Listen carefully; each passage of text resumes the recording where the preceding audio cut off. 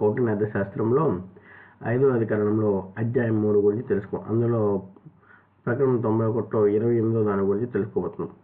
ప్రభు కార్యములు చేయుచు చనిపోయిన వారి భార్యలకు పుత్రులకు భక్త వేతనము నీయవలను. వారి కుటుంబంలోని బాలురకు వృద్ధులకు వ్యాధులకు సాయం చేయవలను. పేద కార్యములందు రోగములు సంభవించినప్పుడు ప్రసవ సమయములందు వీనికి ధన సహాయం చేసి ఇతర విధములుగా గౌరవించవలను.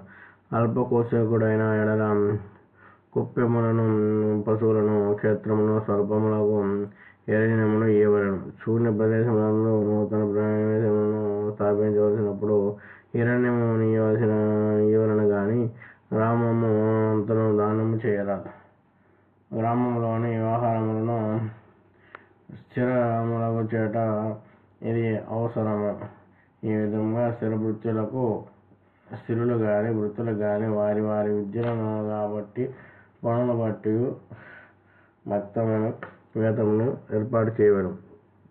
60 పనులు వేతనములు గర్వానికి ఒక ఆడకము వచ్చిన వారి వారి వేతనమును బట్టి వారి వారికి ఇవ్వవలసిన భోజనముల పరిమాణమును నిర్ణయించవలను.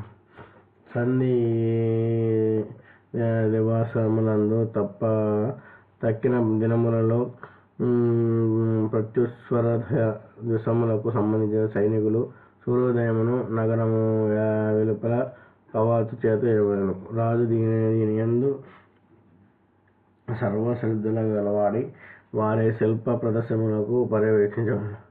రాజముద్రలు వేసిన శస్త్రములను కవచములను ఆయుధములను అతడు మార్గములోని ఆయుధాగారంలోకి రానియవలను.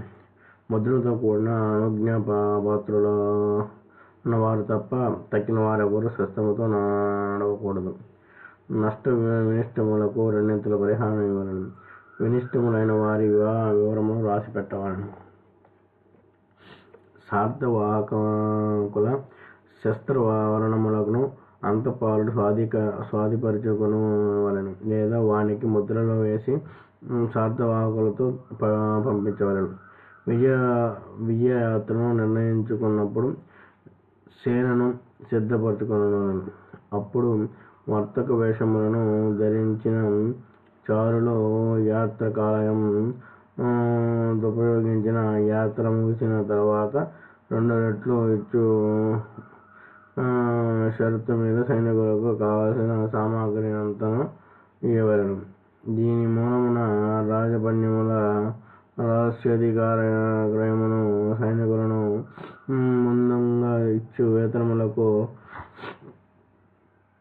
తర్వాతి రాబట్టుటయును సాధ్యమగును. ఇట్లు అయవ్యములను పర్యవేక్షించు రాజునకు కోశమునకు గాని సైన్యముకు గాని సంబంధించిన ప్రమాదము సంభవించజాలరు. భక్త వేతములోని తరతమ భేదములను వివరణ దీనితో సమాప్తం. గూఢచారులు, వేశ్యలు, కారులు, కుశలులు, సైన్యములోని వృద్ధులు, జాగరూకులై సైనికులు శౌచములను తెలుసుకోవడం. ఇది యోగ వృత్తమును 5వ అధికరణమును వృత్తి భరణమును అనే 3వ అధ్యాయం.